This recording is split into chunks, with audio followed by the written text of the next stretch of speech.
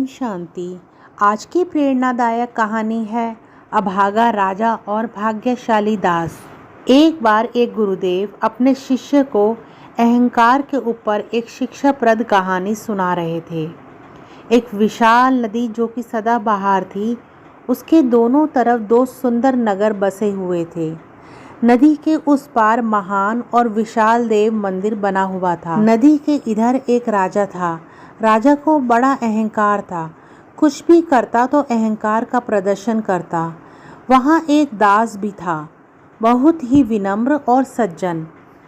एक बार राजा और दास दोनों नदी के पास गए।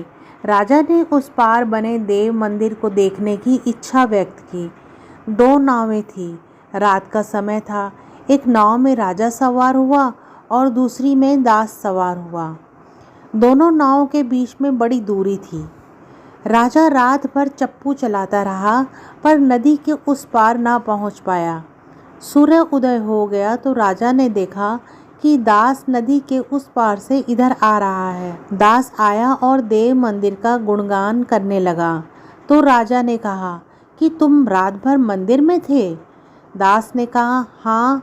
और राजा जी, क्या मनोहर देव प्रतिमा थी, पर आप क्यों नहीं आए? अरे मैंने तो रात भर चप्पू चलाया पर। गुरुदेव ने शिष्य से पूछा, वत्स बताओ कि राजा रात भर चप्पू चलाता रहा पर फिर भी उस पार ना पहुंच पाया, ऐसा क्यों हुआ, जबकि उस पार पहुंचने में 1 घंटे का समय ही बहुत है? शिष्य, हे नाथ, मैं तो आपका अबोध सेवक हूँ, मैं क्या जानूँ, आप ही बताने की कृपा करें देव।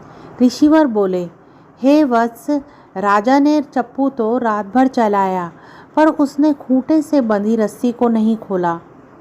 और इसी तरह लोग जिंदगी भर चप्पू चलाते रहते हैं पर जब तक अहंकार के खूंटे को उखाड़कर नहीं फेंकेंगे, आसक्ति की रस्सी को नहीं काटेंगे, तब तक नाव देव मंदिर तक नहीं पहुँचेगी।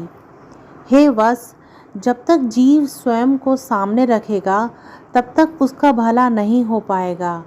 ये ना कहो कि यह मैंने किया, ये ना कहो कि ये मेरा है, ये कहो कि जो कुछ है वो सद्गुरु और समर्थ सत्ता का है, मेरा कुछ भी नहीं है। जो कुछ भी है सब उसी का है। स्वयं को सामने मत रखो, समर्थ सत्ता को सामने रखो। और समर्थ सत्ता या तो सद्गुरु है या फिर इष्ट देव है।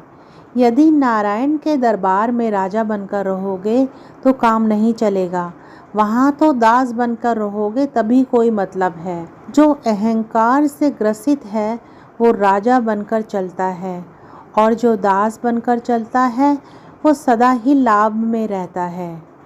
इसलिए ऊपर वाले के दरबार में राजा नहीं, दास बनकर चलना चाहिए।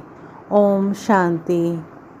जो पर्याप्त है, जिसका मन मस्त है उसके पास समस्त है।